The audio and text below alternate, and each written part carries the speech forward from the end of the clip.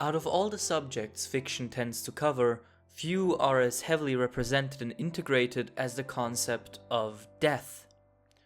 The reason for that is pretty obvious. Death has the rare quality of being a subject that everyone, regardless of who, where, and how they are, will have to deal with eventually. It's the ultimate event all lives lead towards, a concept so abstract yet all too familiar. We all have our own thoughts and feelings towards the matter naturally. And while the philosophical ruminations and quandaries around the topic are rather interesting, they have been and still are presented by people smarter than me in ways that are more profound and understanding of the subject than I could ever attempt to copy. So, for this video, we won't dwell on the philosophical aspects of death, but rather the narrative ones. In fiction, death is equally interesting, partially due to universal relevance we already mentioned. However, in fiction, the subject receives an entirely new angle, the functionality of its application. When a character dies in a story, not only does that evoke all the emotions associated with death, but it can also be used in a multitude of ways. It can motivate another character, reinforce the story's themes, subvert expectations, cut short the arc of the dying character, or maybe simply cause tragedy and elicit sadness within the viewer/reader. However, relying too much on this functional aspect can greatly diminish the integrity and value of the emotional and more humanly relevant components, so a fine balance is needed depending on what kind of story you want to tell.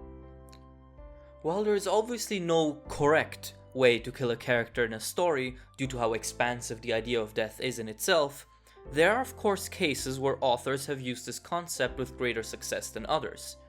We could probably dive into any story that features death to analyze its function and its merit, but today, for this video, I would like to look at its presence, importance, and evolution within one of my favorite series of all time, JoJo's Bizarre Adventure.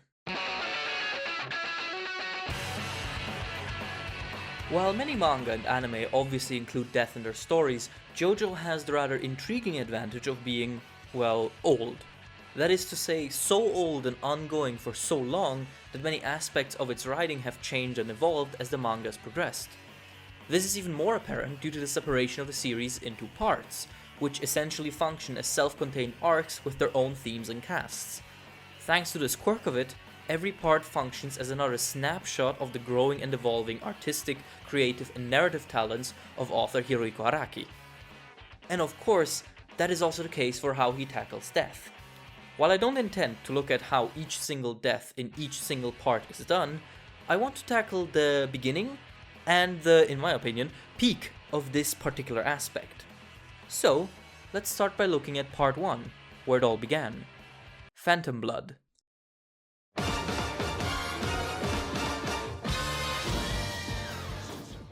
As the first part of the series, it is often cited as being the arc in which we can see Araki struggle the most with his writing. And while I don't think that that's necessarily true in all aspects, I do agree that when it comes to how he writes death, this is one of the weaker parts. Death in Phantom Blood is purely functional, almost mechanic in a way. It's there to serve a purpose, but nothing more. And while that works, it does fall short of the more emotionally resonant potential inherent to the idea of death. This is all very vague, so let's talk specifics. There are 3 major deaths in part 1. The first one is George Joestar, father to our protagonist Jonathan. Now, as the father figure, his death is used to motivate and catalyze Jonathan in his conviction that his brother and murderous vampiric arch-nemesis Dio must be put down for the greater good. And while it works fine for that, it lacks the emotional component, since George was rather unestablished as a personality. The groundwork for us to care about his death just wasn't really there, especially in the anime adaptation. Additionally, the actual lesson that Jonathan gets out of this is quite basic. It's essentially, be a man and kill Dio, I guess. This is then robbed of even more intrigue as George lays in Jonathan's arms for just long enough to essentially spell it out for him. Again, it works for the story, it is functional, but it doesn't really leave an impact. The second one is Will Antonio Baron ZEPPELI, Jonathan's friend and mentor, who dies to the barbaric Tarkus as a last-ditch effort. Again, this death serves a very clear purpose, to motivate Jonathan further and, more importantly, to give him a power-up just in time for his climactic fight with Dio. This is, again, functional, but due to how relatively uninteresting and underdeveloped ZEPPELI ended up being, this just doesn't hit home. And again, the character literally states what he's dying for, so a lot of the potential subtlety is lost. Although, credit where it's due, Araki does try to make it more interesting, with ZEPPELI foreseeing his death and accepting it as the path he is destined to walk. Characters having sentiments about their deaths other than, gee, this is so sad, is often an interesting angle to include. The final death of part 1 is, of course, the untimely demise of our protagonist himself, Jonathan Joestar. This is by far the most effective death in Phantom Blood, and I think the reasons for that are pretty clear. He is the main character, and at this point the audience has gotten to know him fairly well. The time we spend with him naturally builds a connection to him and his struggles. Not to mention that Jonathan is quite sympathetic and likable. However, there is another reason for it. This happens right after his wedding. Jonathan dies at a point in time where we essentially believed him to already have won. He got the girl, he vanquished the evildoer. So to have him die like this feels incredibly tragic and cruel. So much so that the function of his death isn't as blatantly clear as it was with the previous examples. And when Jonathan gives his final goodbye speech, it doesn't feel like he's just stating why his death is necessary, but rather like he's commenting on the fate and irony of him dying while holding his brother in his arms. But still, it is rather drawn out, and while the emotion hits, it's still not quite enough to completely shake the feeling that this is, again, a mostly functional decision to remove Jonathan from the story so that Araki could attempt writing a different protagonist, as he has since expressed frustration with how limited Jonathan felt as a main character. Looking at these three examples, I hope you notice two consistent aspects of them. Firstly, they are all rather functional in nature, having a clear purpose for the story.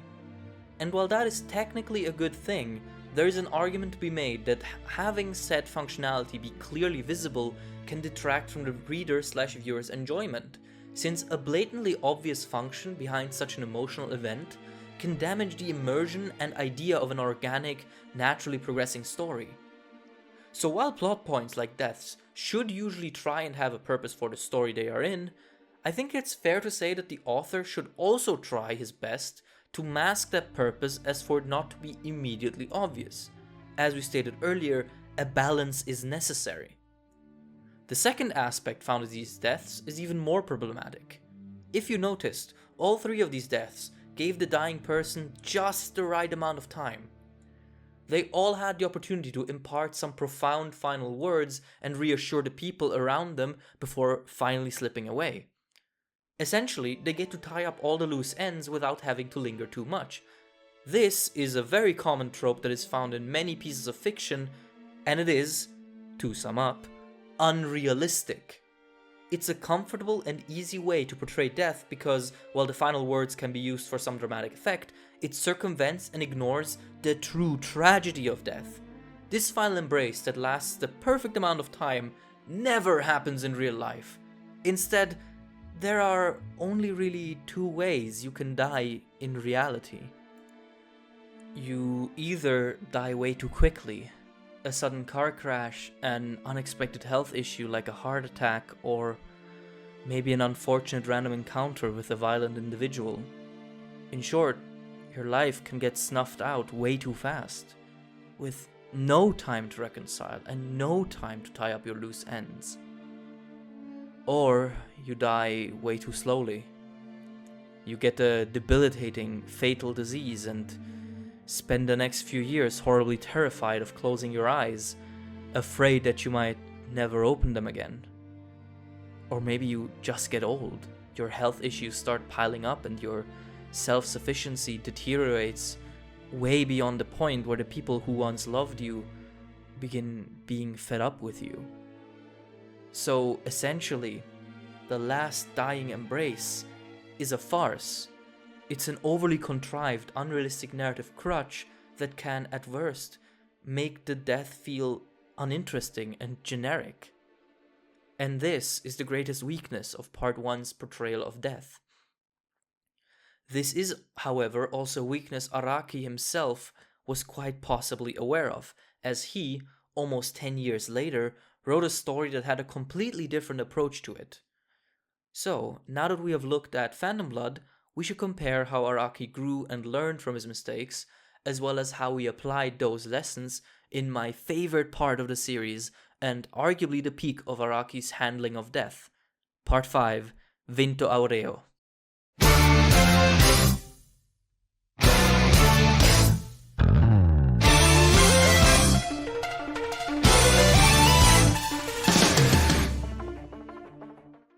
Vinto Aureo, or Golden Wind as it is also known, is rather notorious for its brutality, which is fitting for a story focusing on gang warfare and mafia. And it's here where Part 5 immediately stands out from the rest of JoJo. The enemies the cast fights against aren't some paid goons, random stand users, or just bystanders. They are all hardened criminals and loyal mafiosi, which in turn changes the dynamic of these encounters. Whereas in previous parts, a battle might end with a simple punch-out or the escape or retirement of the enemy, this isn't an option in Golden Wind.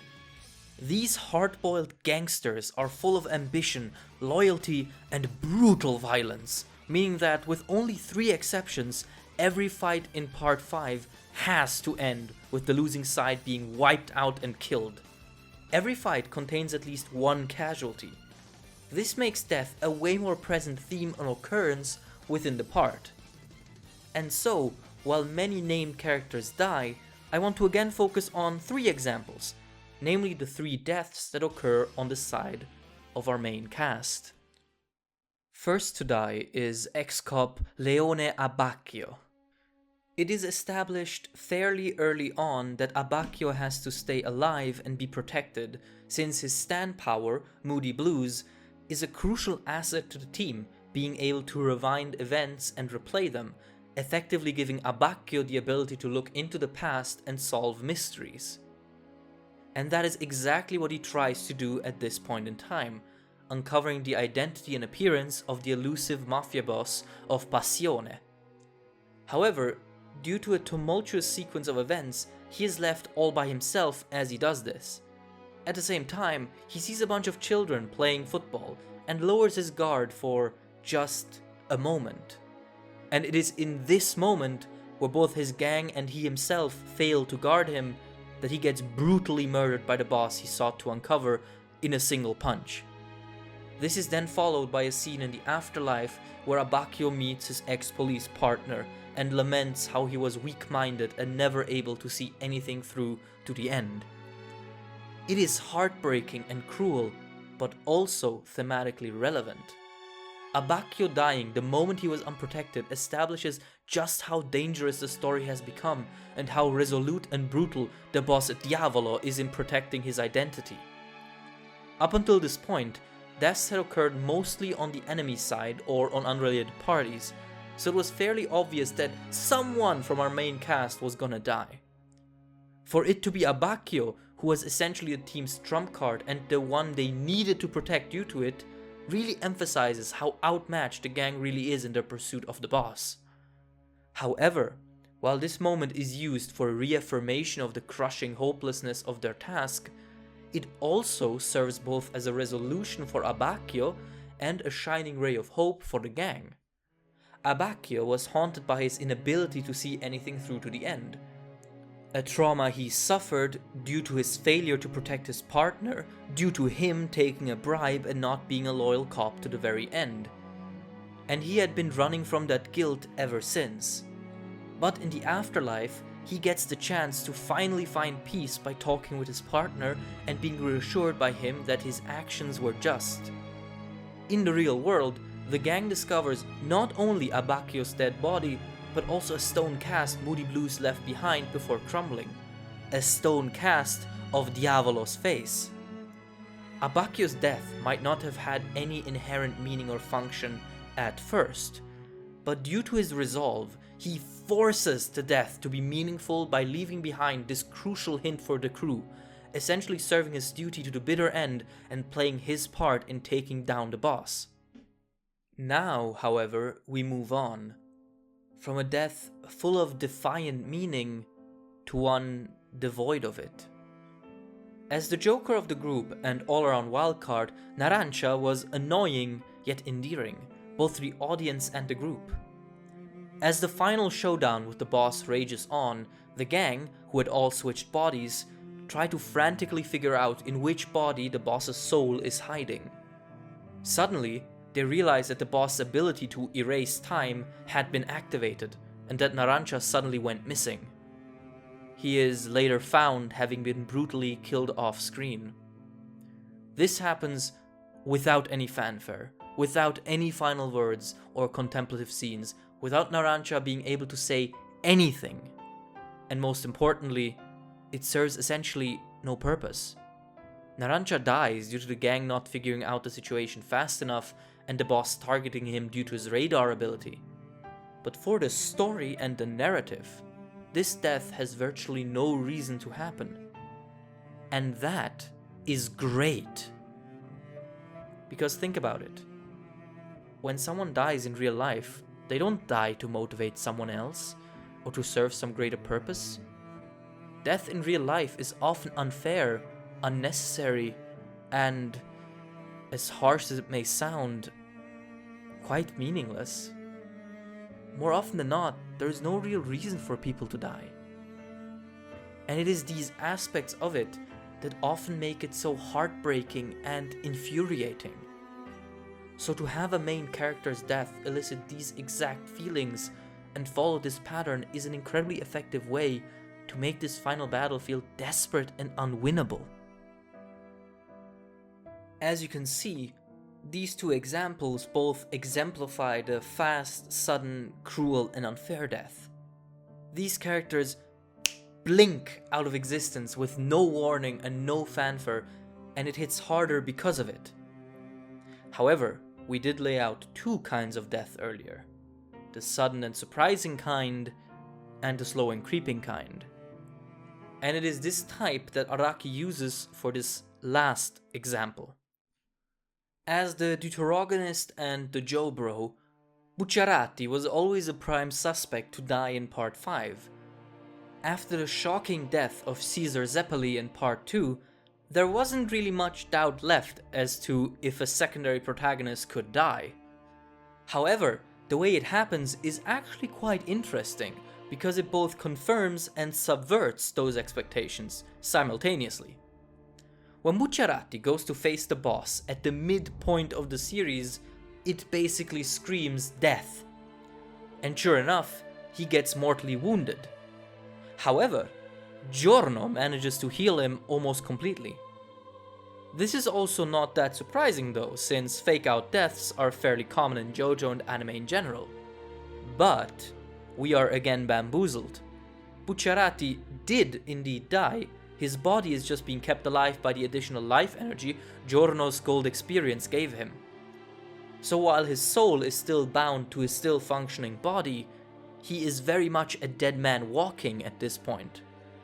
This aspect gets emphasized quite dramatically, as many of his bodily functions like eating or sleeping become obsolete and his body begins falling apart. This harkens back to what we said earlier. Sometimes death misses its timing and lingers and waits way longer than it probably should. Sometime you wake up one day with horrible pains, thinking, this is it, only to remain in suffering for another decade. And while the sudden type of death is tragic due to its surprise and it catching you off guard, this type is tragic because it makes the death a long, exhausting process that saps everyone involved of their joy and hope for every day where it's prolonged. It becomes a creeping inevitability that remains a constant and harrowing mark of life's feebleness and the suffering it brings with it. So when we finally do see Bucciarati die for real, as his body is destroyed and his soul ascends to the heavens, it is both sad and relieving, as we have seen him brave and fight for way longer than he should have. This thematically ties into the resolve and strength Bucciarati exemplifies throughout the story and his character arc, and reaffirms Giorno in his conviction to take down Diavolo for good. In conclusion, when comparing these two sets of death, I think it becomes clear that Araki majorly stepped up his game in the decade between the two series. While Phantom Blood's depiction of death works, that's all it does. It is a functional and pragmatic version where death is only a big event due to its purpose and functionality for the story at hand. And while most of the deaths in Vento Aureo do still feature said purpose and function, they also imbue them with a lot more grueling realism and emotionally engaging circumstances.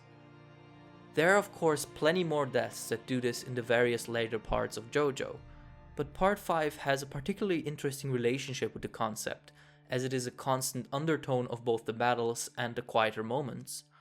Thus, in my opinion, Part 5 is Araki's peak when it comes to depicting death, and just one more testament to his seemingly never-ending and consistent improvement as a writer. Because in those 10 years, he came to realize something important. People don't die to progress some cosmic narrative or to develop and motivate someone of their family and friends. They don't die to create some sort of atmosphere or to enhance some sort of theme. Their passing doesn't have a reason most of the time. People don't die for any reason. People just die. Thank you for watching.